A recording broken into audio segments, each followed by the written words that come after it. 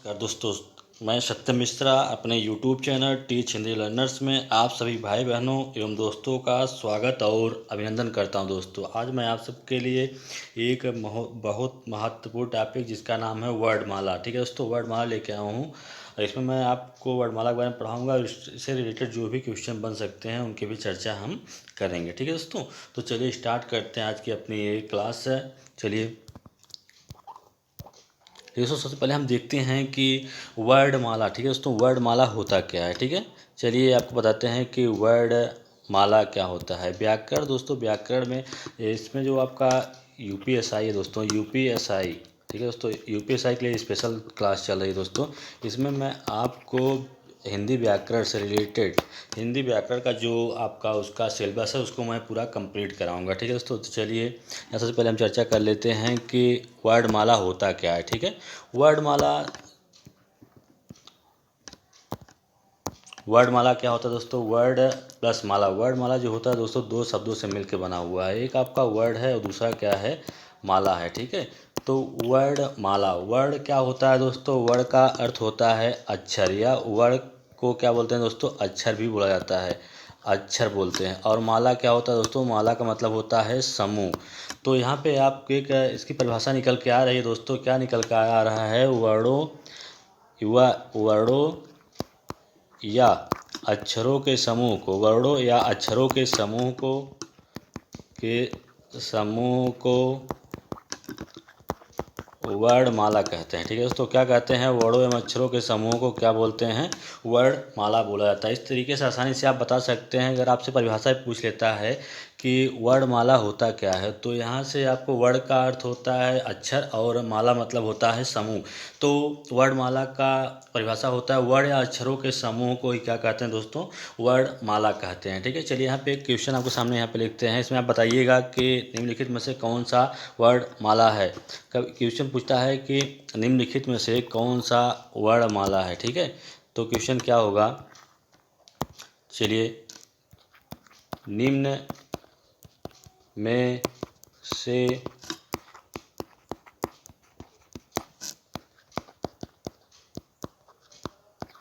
जैसे यहाँ पे ऑप्शन दे दिया गया कि क, ख, ग और घ। सेकंड ऑप्शन क्या रख दिया गया कि छ, ज, घ और प। तो ठीक है दोस्तों, यहाँ पे आपके सामने दो ऑप्शन दिखाई दे रहा है। इसमें से आपको बताना है कि निम्नलिखित में से वर्णमाला क्या है। वर्णमाला तो कहा गया है कि ऐसी परिभाषा से ही क्लियर था कि दोस्तों वर्णों के व्यवस्थित रूप को ही या वर्णों के व्यवस्थित रूप को ही क्या कहते हैं, वर्णमाला कहते हैं। ठीक है, तो यहाँ पे इसे आपको क, ख, ग, घ ये आपका एक व्यवस्थित रूप है, तो यही क्या होगा, वर्णमाला होगा। जबकि सेकंड ऑप्शन जो रखा है ज, झ, प क्या है, आपका एक व्यवस्थित रूप नहीं है, इसलिए यह वर्णमाला के अंतर्गत नहीं आएगा। ठीक है दोस्तों, तो चलिए आगे चलते हैं और चर्चा करते हैं कि इसमें। अच्छा, मैंने आपको बताया कि वर्णमाला, ठीक है, वर्णमाला दो अक्षरों से मिलकर बना होता है। एक तो होता है आपका वर्ड होता है, दूसरा क्या होता है, दूसरा माला होता है। ठीक है, यहाँ पे वर्ड प्लस क्या हुआ, माला, दो शब्दों से मिलकर बना हुआ। तो वर्ड को ही क्या कहते हैं दोस्तों, अक्षर भी बोला जाता है। क्या बोला जाता है, अक्षर भी। वर्ड को क्या बोलते हैं, अक्षर भी बोला जाता है। और ये तो पता ही है आपको, माला मतलब होता है समूह। तो वर्णमाला हुआ, वर्डों के व्यवस्थित रूप को ही क्या कहते हैं, वर्णमाला कहा जाता है। और अक्षर क्या होता है दोस्तों, अक्षर एक परिभाषा दिया गया है, न क्षरति इति अक्षरो, न क्षरति इति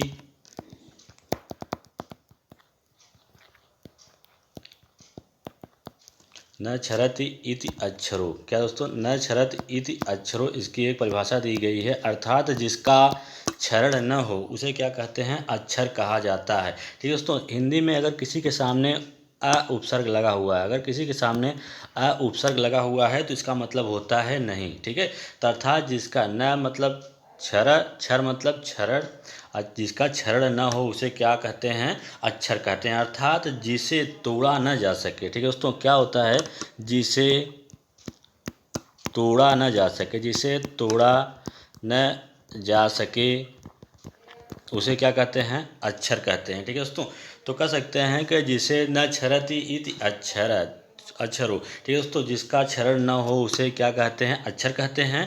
और अर्थात जिसे तोड़ा ना जा सके उसे क्या कहते हैं, अक्षर की संज्ञा दी गई है। ठीक है, चलिए आगे चर्चा करते हैं। इसमें सेकंड क्या है दोस्तों, वर्ण क्या होता है। ठीक है, वर्ण क्या होता है, अक्षर प्लस अक्षर। कर लीजिए कि अक्षर प्लस अक्षर, अक्षरों के समूह को ही क्या कहते हैं, वर्ण कहते हैं। ठीक है दोस्तों, जब दो अक्षर आपस में मिलते हैं तो उसे ही क्या कहते हैं, वर्ण की संज्ञा दी गई है। ठीक है, अक्षरों के मेल से ही क्या होता है, कह लीजिए कि यहाँ पे दो अक्षर दिए गए, अक्षर प्लस अक्षर, अक्षरों के मेल से ही क्या होता है, वर्ण का निर्माण होता है। ठीक है, चलिए आगे चलते हैं। यहाँ पे आप दोस्तों एक चीज़ आपको और बताएंगे कि शब्द शब्द निर्माण की जो लघुत्तम इकाई होती है, एग्जाम में क्वेश्चन पूछा जाता है कि शब्द निर्माण की जो लघुत्तम इकाई होती है क्या होती है। शब्द शब्द निर्माण की शब्द निर्माण की लघुत्तम इकाई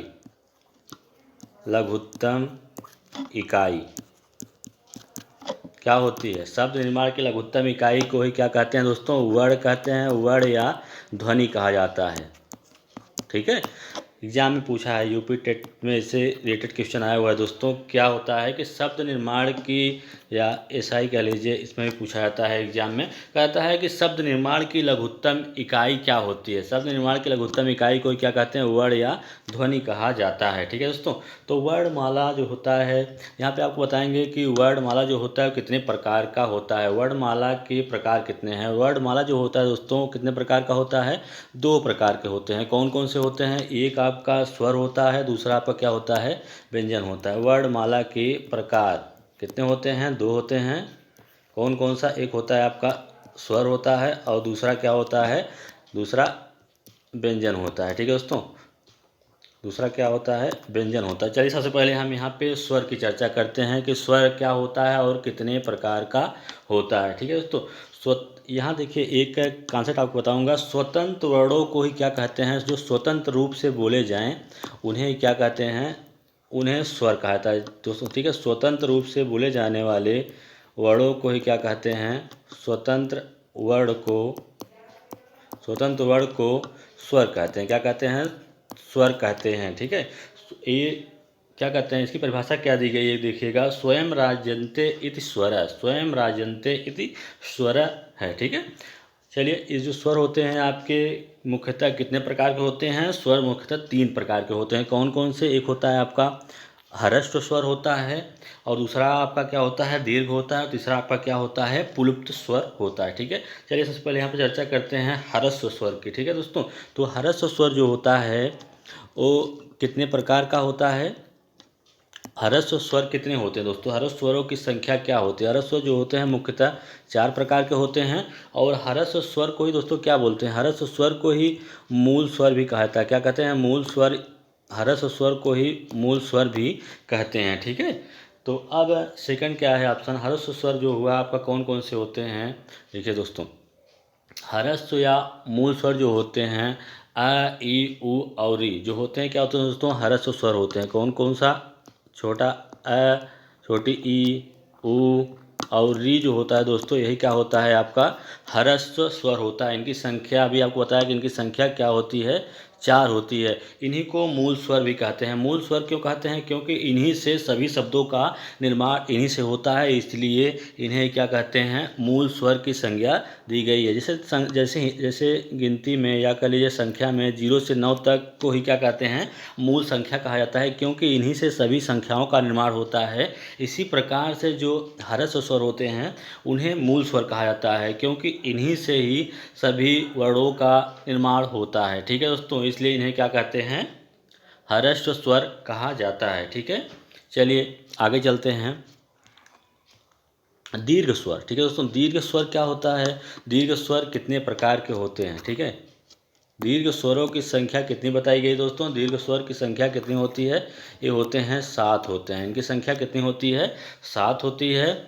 और ये आपके दोस्तों दो भागों में बांटे गए हैं। एक आपका मूल दीर्घ स्वर होता है, एक होता है क्या, मूल दीर्घ, और क्या होता है, एक संयुक्त होता है। क्या होता है दोस्तों, एक मूल होता है, एक होता है आपका संयुक्त दीर्घ स्वर होता है। ठीक है, तो जो आपके संख्या कितनी होती है, इनकी संख्या 7 होती है। कौन कौन से होते हैं दोस्तों, पढ़िएगा। आ, ई, उ, ए, आई, ओ, औ। ठीक है दोस्तों, ये क्या होते हैं, आपके मूल स्वर होते हैं। ये दीर्घ स्वर पूरे कितने होते हैं, दीर्घ स्वरों की संख्या 7 होती है। कौन से होता है, बड़ा आ, बड़ा ई, बड़ा उ, ए, आई, ओ और औ। ठीक है दोस्तों, ये क्या होते हैं, आपके दीर्घ स्वर होते हैं। इसमें से कुछ मूल स्वर होते हैं और कुछ क्या होते हैं, संयुक्त स्वर होते हैं। तो मूल स्वर दोस्तों कौन कौन से होते हैं, बड़ा आ, बड़ा ई, बड़ा उ क्या होता है दोस्तों, यही आपका क्या हो गया, मूल स्वर होता है। क्या होता है, मूल स्वर होता है। बड़ा आ, बड़ा ई, बड़ा उ क्या होता है, मूल दीर्घ स्वर होते हैं। इसके अलावा जो बचते हैं दोस्तों, ए, आई, ओ और औ जो होता है दोस्तों, क्या होता है आपका, ये संयुक्त दीर्घ स्वर होते हैं। ठीक है, इस तरीके से आप आसानी से बता सकते हैं कि निम्नलिखित में से कौन सा दिया गया दीर्घ स्वर है या प्लुप्त स्वर है। ठीक है दोस्तों, चलिए आगे आप चर्चा करते हैं। पुलुप्त स्वर दोस्तों क्या होता है, पुलुप्त स्वरों की संख्या, प्लुप्त स्वर जो होते हैं उसमें क्या होता है, इसका प्रयोग कहाँ पे किया जाता है, किसी को दूर से पुकारने के लिए। दोस्तों अगर किसी को दूर से पुकारना होता है तो उसके लिए किसका यूज करते हैं, पुलुप्त स्वर का। किसी को दूर से पुकारने के लिए, ठीक है दोस्तों, किसी को दूर से पुकारने के लिए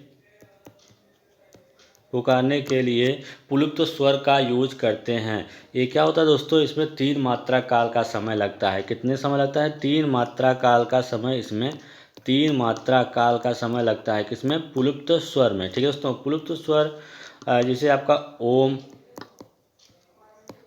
या ओइन, ये दोस्तों क्या होते हैं, पुलुप्त स्वर होते हैं। ठीक है, कभी कभी पूछ लेता है कि बताइए निम्नलिखित में से कौन सा पुलुप्त स्वर होता है। ठीक है दोस्तों, इसको बोलने में 3 मात्रा काल का समय लगे, वही क्या होता है, पुलुप्त स्वर होते हैं। ठीक है, और आपका चलिए आगे चलते हैं दोस्तों। आपको पुलुप्त स्वर समझ में आ गया होगा कि पुलुप्त स्वर होता क्या है, और अब आगे चलेंगे, चर्चा करेंगे व्यंजन की। ठीक है दोस्तों, व्यंजन क्या होते हैं, ऐसे वर्ड, क्या होते हैं व्यंजन, ऐसे वर्ड जिनको स्वर की सहायता से ही बोला जाता है, वही क्या कहलाते हैं, आपके व्यंजन कहलाते हैं। ठीक है दोस्तों, स्वरों की सहायता से बोले जाने वाले, कह सकते हैं कि स्वरों की सहायता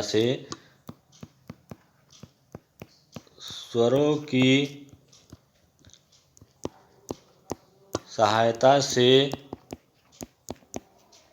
बोले जाने वाले, ठीक है दोस्तों, स्वरों की सहायता से बोले जाने वाले शब्दों को ही क्या कहते हैं, या कह लीजिए वर्णों को ही व्यंजन कहते हैं। ठीक है, स्वरों की सहायता से बोले जाने वाले वर्णों को ही क्या कहते हैं, व्यंजन कहते हैं। जैसे आपका यहाँ पे मूल व्यंजन, ठीक है दोस्तों, क्या होता है, कुछ मूल व्यंजन को अगर व्यंजन में यदि स्वर जोड़ दिया जाए, इसे मूल व्यंजन आपका दिया गया, इसे यहाँ पे लिखा गया है क, यहाँ पे हलंत लगा दिया गया, तो ये क्या हो जाएगा, मूल व्यंजन हो जाएगा। ख लिख दिया गया यहाँ पे हलंत, तो ये भी क्या हो जाएगा, मूल व्यंजन हो जाएगा। ठीक है, इसी तरीके से यहाँ पे अगर मूल व्यंजकों के साथ अगर स्वर जोड़ दिया जाए तो वहाँ पे एक दोस्तों क्या हो जाता है, आपका व्यंजन हो जाएगा। ठीक है, क्या होता है, इसे मूल व्यंजन, ये क्या हुए आपके मूल व्यंजन हो गए, क्या हो गए, मूल व्यंजन। ठीक है दोस्तों, मूल व्यंजन के साथ है अगर क्या जोड़ दिया जाए, स्वर जोड़ दिया जाए। ठीक है दोस्तों, मूल व्यंजन के साथ अगर स्वर जोड़ते हैं तो वहीं पे क्या हो जाता है, व्यंजन का निर्माण होता है। ठीक है,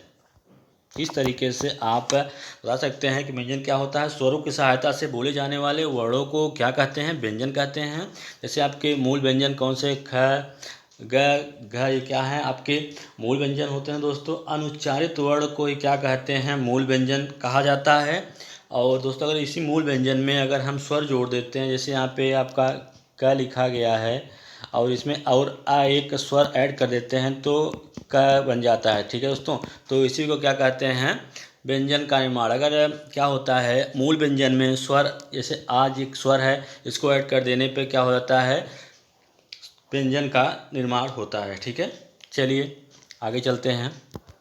स्पर्श व्यंजन, ठीक है दोस्तों, व्यंजन जो होते हैं, व्यंजनों को 4 भागों में बांटा गया है।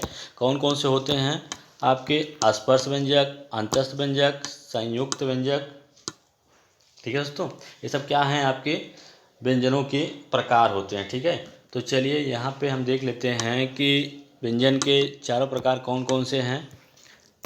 व्यंजन 4 प्रकार के होते हैं। एक आपका स्पर्श व्यंजक होता है। स्पर्श व्यंजकों की संख्या कितनी है दोस्तों? 25 अर्थात 25 इसकी संख्या होती है। इसमें कौन से आते हैं? क से लेके म वर्ग तक, क से म वर्ग तक जो भी वर्ड आते हैं सब किस में आते हैं? आपके स्पर्श व्यंजक में आते हैं। ठीक है दोस्तों। और अंतस्थ वर्णों की संख्या कितनी है? ये भी कितने होते हैं? इनकी संख्या 4 होती है। कितनी होती है? 4 होती है। इनके अंतर्गत कौन कौन से वर्ड आते हैं? य, व, र और ल, ये क्या होते हैं? अंतस्थ व्यंजक होते हैं। इनकी संख्या कितनी होती है? 4 होती है। ठीक है। और आगे क्या है आपका? ऊष्म व्यंजक। ठीक है दोस्तों। व्यंजन को 4 भागों में बांटा गया। एक आपका होता है स्पर्श, दूसरा अंतस्थ, तीसरा क्या है? ऊष्म है, चौथा क्या है? संयुक्त है। ठीक है। इसी प्रकार से ऊष्म व्यंजकों की संख्या कितनी होती है?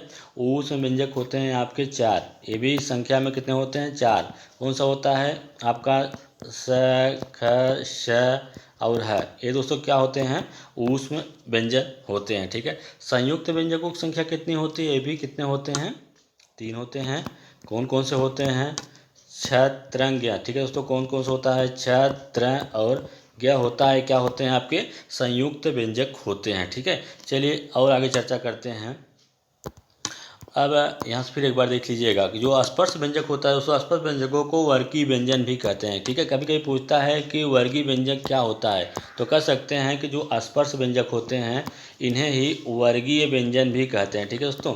वर्गीय व्यंजन, स्पर्श व्यंजकों को वर्गीय व्यंजन भी कहा जाता है। ठीक है। इसी तरीके से अंतस्थ व्यंजक जो होते हैं, अंतस्थ व्यंजक की संख्या भी आपको पता चला गया। य, र, ल वह क्या होते हैं?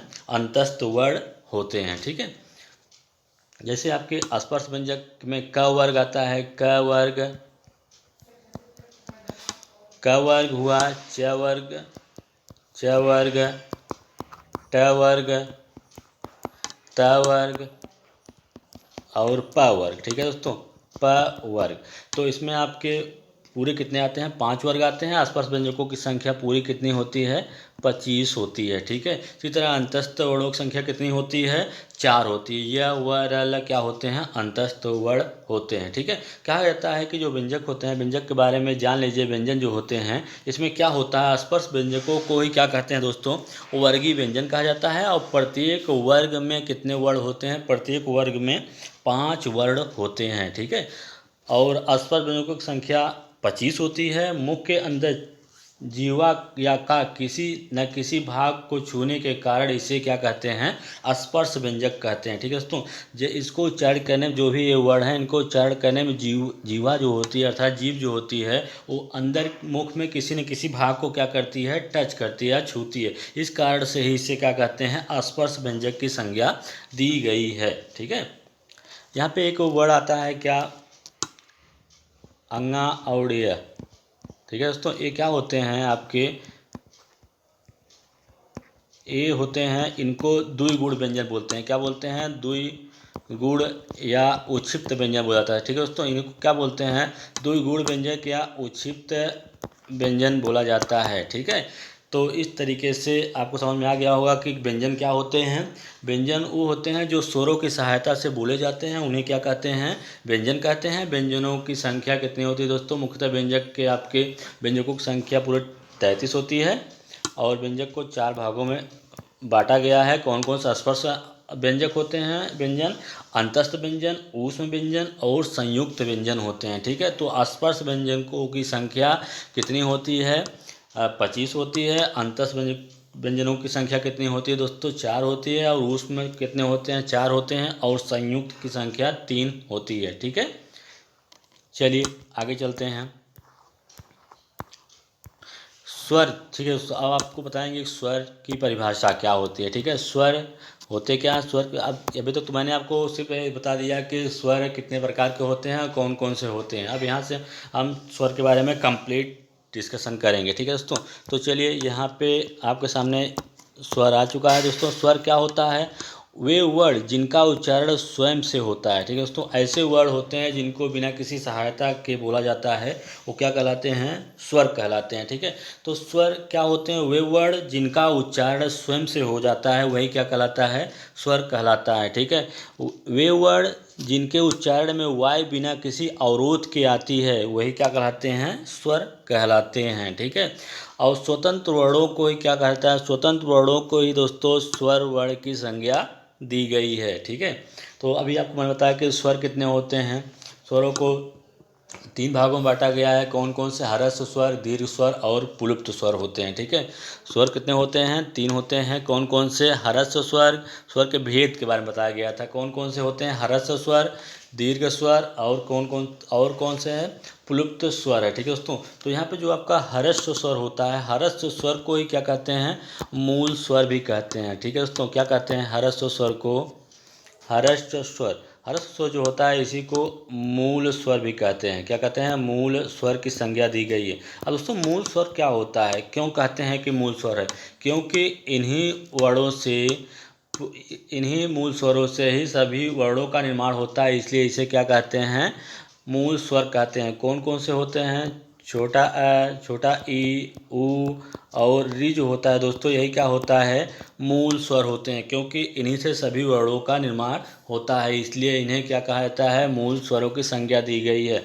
तो इनका संख्या कितनी होती है, 4 होती है। ठीक है दोस्तों, और मूल स्वरों जो होते हैं इनको बोलने में क्या होता है, एक मात्रा काल का समय लगता है। ठीक है दोस्तों, इनको बोलने में एक मात्रा काल का समय लगता है, एक मात्रिक स्वर भी कहते हैं। ठीक है दोस्तों, इसको बोलने में या कह लीजिए कि इसको उच्चारण करने में एक मात्रा का समय लगता है। कितना लगता है, एक मात्रा का समय लगता है, एक मात्रा का समय लगता है, इसलिए इसे क्या कहते हैं, एक मात्रिक स्वर भी कहते हैं। ठीक है दोस्तों, क्या कहते हैं, एक मात्रिक स्वर की संज्ञा दी गई है। सभी ह्रस्व वर्णों की संख्या कितनी होती है, 4 होती है। ठीक है दोस्तों, और फिर आगे चलते हैं, दीर्घ स्वर की चर्चा करते हैं। दीर्घ में आपके कौन वर्ण आते हैं, उनकी संख्या कितनी होती है।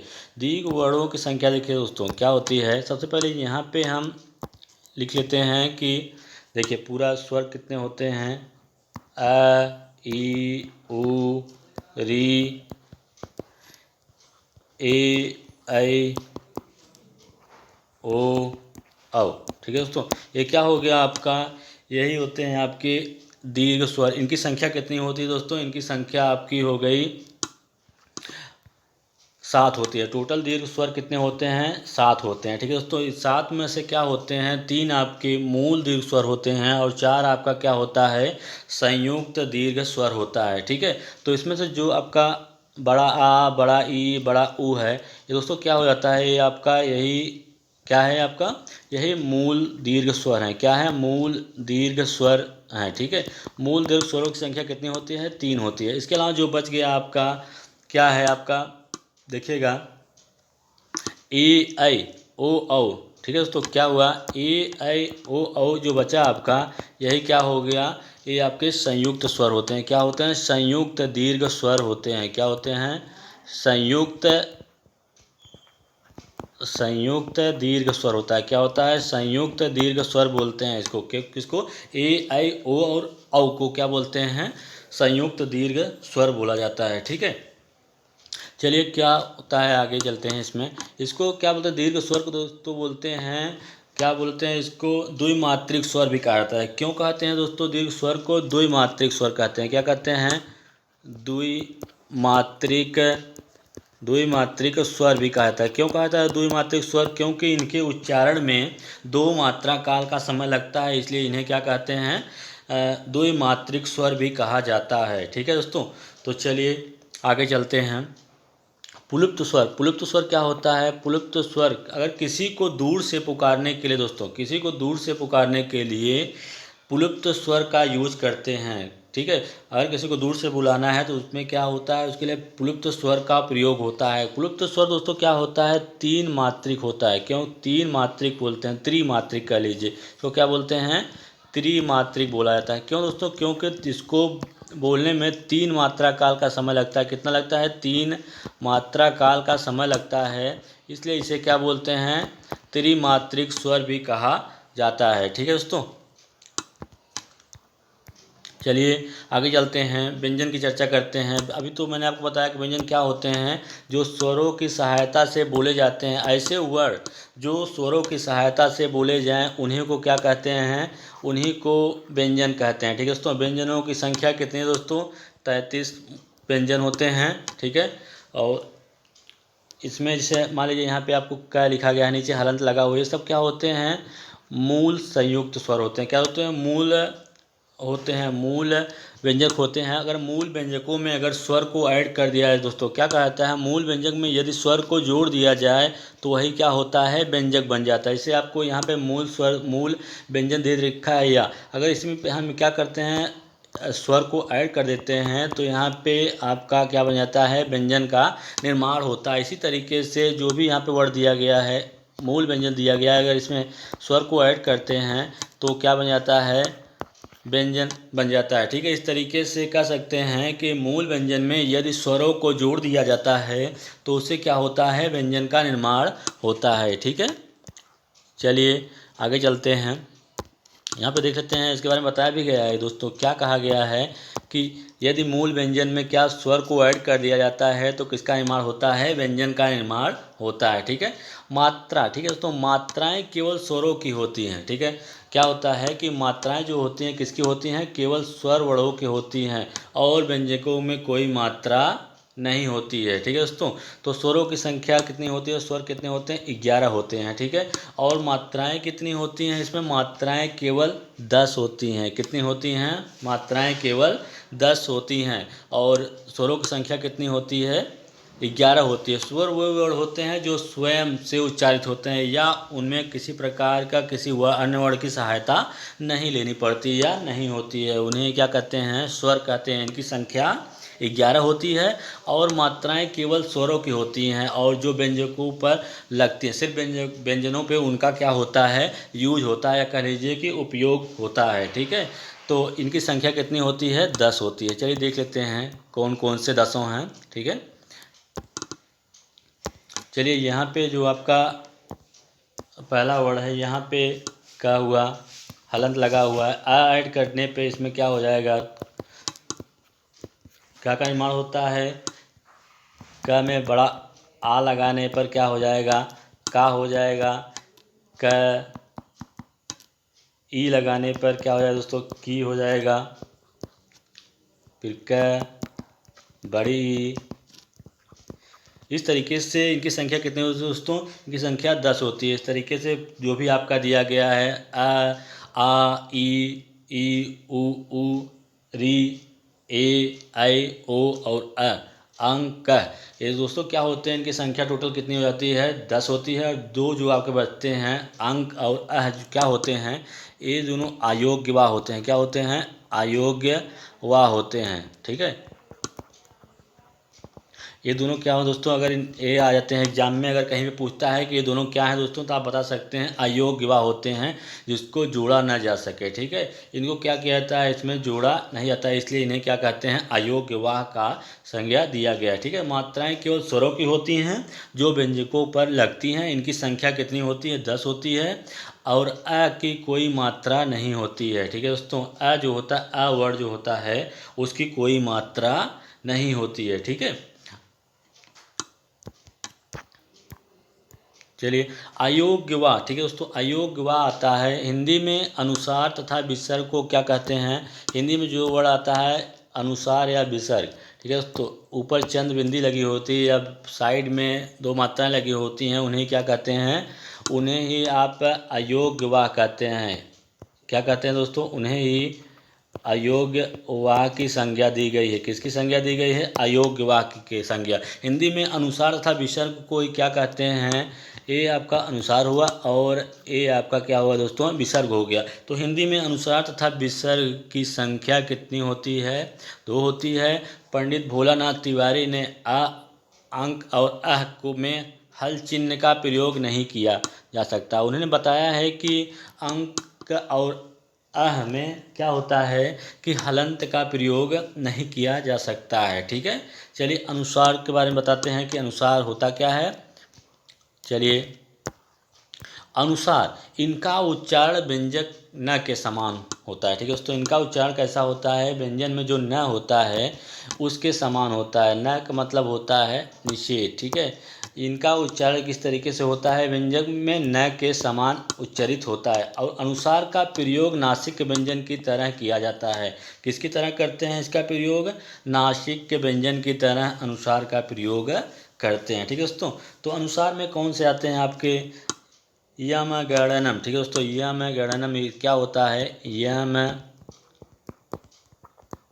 गणनम। ठीक है दोस्तों, ये क्या होते हैं, यम गणनम जो होते हैं दोस्तों, यही क्या होता है आपका नासिक के होता है। क्या होता है, नासिक के व्यंजक होते हैं। इनका अनुसार का प्रयोग नासिक के व्यंजक की तरह होता है, क्योंकि इसमें नासिका के द्वारा ही वर्ण उच्चारित होते हैं। यम गणनम। ठीक है दोस्तों, जो भी वर्ण निकले तो वो नाक से होके निकलते हैं। ठीक है, और पंचमा अक्षर, जो वर्ग के पंचमा अक्षर, प्रत्येक वर्ग जो आपका आसपास व्यंजक के जो प्रत्येक वर्ग होते हैं, क हुआ, च हुआ, ट हुआ, त हुआ, प हुआ, प्रत्येक वर्ग का जो पांचवा अक्षर होता है वो भी क्या होता है दोस्तों, वो भी आपका अनुस्वार ही होता है। उसे ही नासिक के व्यंजन भी कहते हैं। ठीक है दोस्तों, तो इससे आपका अनुस्वार हुआ, इसका उच्चारण व्यंजक में न के समान होता है। न दोस्तों, जैसे आप यहाँ पे लिख दिया गया गंगा, क्या लिख दिया गया, गंगा, क्या लिखिए यहाँ पे समझिएगा, गंगा लिख दिया गया, तो यहाँ भी आपका जो यहाँ पे लग रहा है ऊपर बिंदी, इसे क्या कहते हैं, व्यंजक न होता है। ठीक है, गंगा, संसार, गंदा,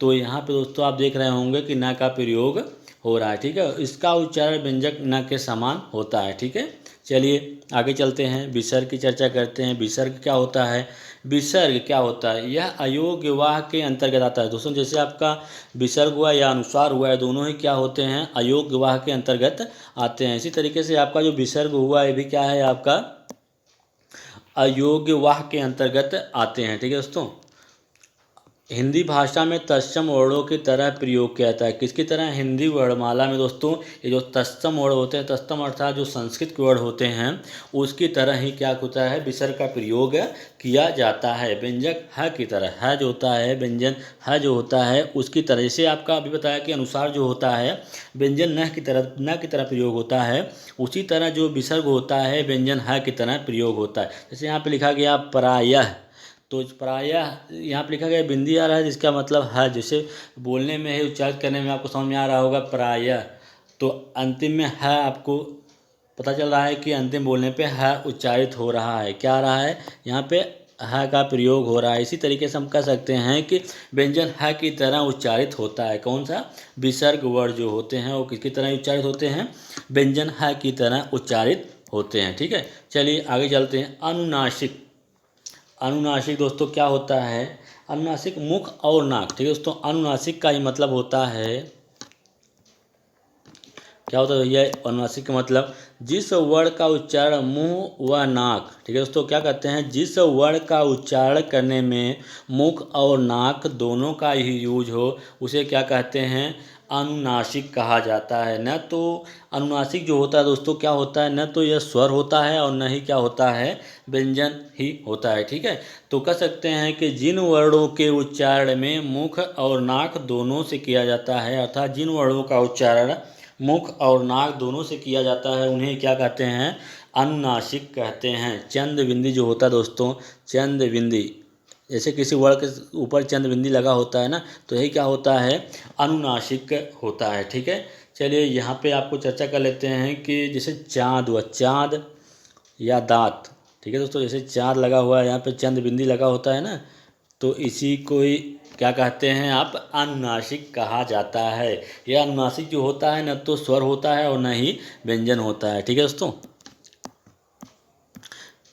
और व्यंजनों की चर्चा भी आपके सामने किया गया है। व्यंजन फिर देख लेते हैं, व्यंजन होता क्या है, स्वरों की सहायता से बोले जाने वाले वर्णों को ही क्या कहते हैं, व्यंजन कहते हैं। और व्यंजन के प्रकार कितने हैं, स्पर्श व्यंजक, अंतस्थ व्यंजक, ऊष्म व्यंजक और क्या दोस्तों, और संयुक्त व्यंजक होता है। व्यंजनों को के कई प्रकार आपको बताया गया। व्यंजन जो होते हैं 4 प्रकार के होते हैं। कौन कौन से, स्पर्श व्यंजक, अंतस्थ व्यंजक, ऊष्म व्यंजक और संयुक्त व्यंजन होते हैं। ठीक है दोस्तों, तो अभी इसकी चर्चा भी होती है दोस्तों, इसके साथ बता चुके हैं हम। चलिए दोस्तों, अगर आप आज के लिए मेरा क्लास इतना है। अगर आपको मेरा क्लास अच्छा लगा हो दोस्तों, लाइक एंड सब्सक्राइब करना ना भूलें दोस्तों। आज ये वर्णमाला का ही पहला पार्ट था, ठीक है दोस्तों। इससे रिलेटेड मैं कम 2-3 पार्ट कराऊंगा, और उसके बाद जो भी उससे रिलेटेड जो भी क्वेश्चन बन सकते हैं उसको भी मैं कराऊंगा, ठीक है दोस्तों। चलिए, थैंक यू।